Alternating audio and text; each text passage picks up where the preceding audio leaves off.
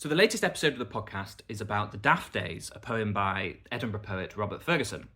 And we ran into an interesting creative dilemma for this podcast, one that we haven't come across very many times. So whenever I'm covering a new author, I get in touch with my artist in residence, which is my sister, to come up with a new portrait to put on the artwork. And we've done authors that don't have any attributed portraits, people like Thomas Kidd, who we use this customized anonymous portrait for those. And then usually, if you go further enough back, there tends to be sort of one iconic portrait for an author. So for example, for Burns, there's the Naismith portrait, the one that everybody associates with Burns.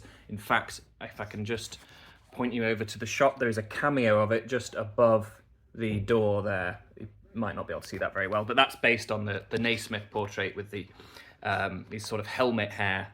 It's very recognisable.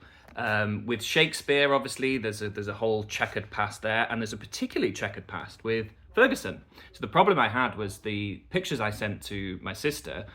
I kind of said, it's really up to you which way you go with this, because nobody really knows what he looks like, and it's a story that's very much still developing. So as I referred to in the introduction to the podcast, I'd been to the Irving Burns Club in November for the unveiling of a new portrait of Ferguson, which was very exciting news, and it had been uncovered by a Burns scholar called Gerard Caruthers.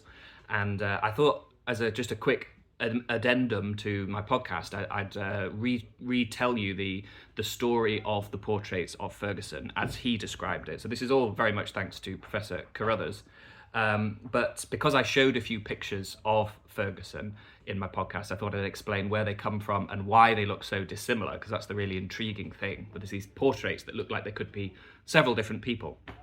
Some of them have aspects in common. Some of them look like they could just be misattributed to Ferguson or be of someone completely different.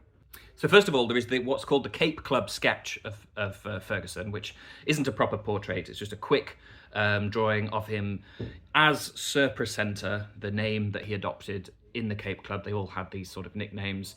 And the reason this one's so interesting is it is possibly drawn from life. Although it isn't a very detailed sketch, it does give you a sense of, it does give you the impression that it was drawn with him in the room. So that's important, because a lot of these portraits are either going to be likenesses of likenesses or perhaps drawn posthumously. Then we come to 1782. At this point, Ferguson is dead, but the second edition of his poems has this portrait in its frontispiece. Alexander Law has said that this is clearly a caricature, and that it may have been suppressed after this edition out of feeling for his family. Now, what's really interesting about this story is this whole question of how odd he looked, and whether or not this is a caricature or, quite a good likeness. So you have this sort of upturned nose, you have the rather impish expression, and this is, this really becomes, if there is a sort of iconic portrait of Ferguson, this becomes part of his, popular image. In the sculpture that was unveiled in 2004 by David Anand, which is on the Canongate. I did some video of it yesterday, which I'll put in here. You can still see the influence of that original caricature. You can see the upturned nose. You can there is a sort of impishness to his gait and his expression. Then in 1788, in what's known as the Morrison edition of his poems, there is a sort of softer version of this. And in between them, there has been other editions which have carried no portrait at all. So we suddenly have this return. But as Law says, this looks like it has just been a softening, a prettying up of that initial caricature. Now, part of the mystery of what Ferguson looked like stems from one of his poems called Codicil to My Will, in which he describes leaving a likeness of him in the possession of Ruddiman, his publisher. Now, Ruddiman subsequently dies, and his son takes over the business, and he leaves letters in which he's chasing down this likeness. He says, it's a great sorrow of me, the loss of Ferguson's head. There's a sense of a lost likeness, possibly some of these portraits that emerge whilst the portrait is lost are therefore cribbed or made up, or perhaps they, achieved some level of access to the portrait and made a copy. Cutting forward then to 1807, there is a London edition of his poem brought out by Oddies, and that carries this new-looking, rather more serene and proper-looking portrait.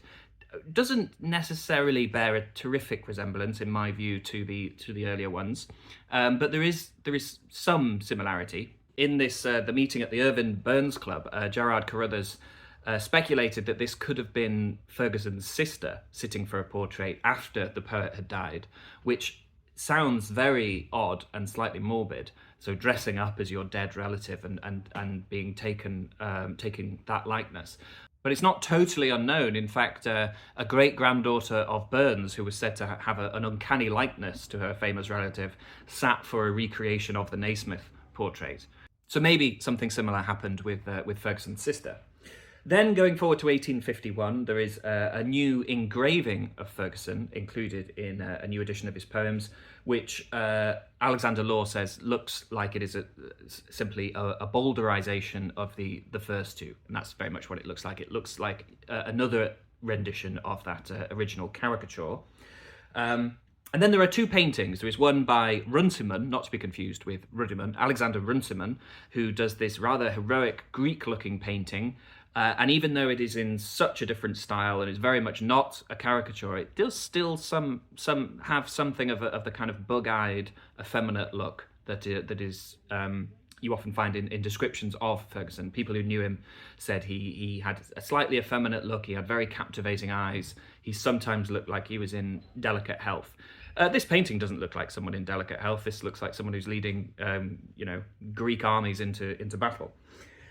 And then there is this other painting, also sometimes attributed to Runciman, but there's a bit of a question mark over that. And this one looks just absolutely nothing like anything we've seen so far. This could be a case of mistaken identity. This could be an abandoned, failure of a painting. This one is kept by the National Gallery of Scotland, and it really just sort of throw the others in completely off kilter. And now we have this new portrait, discovered only last year by Professor Caruthers at Barnbougle Castle. I'll link a news article where you can read about the story of his discovery.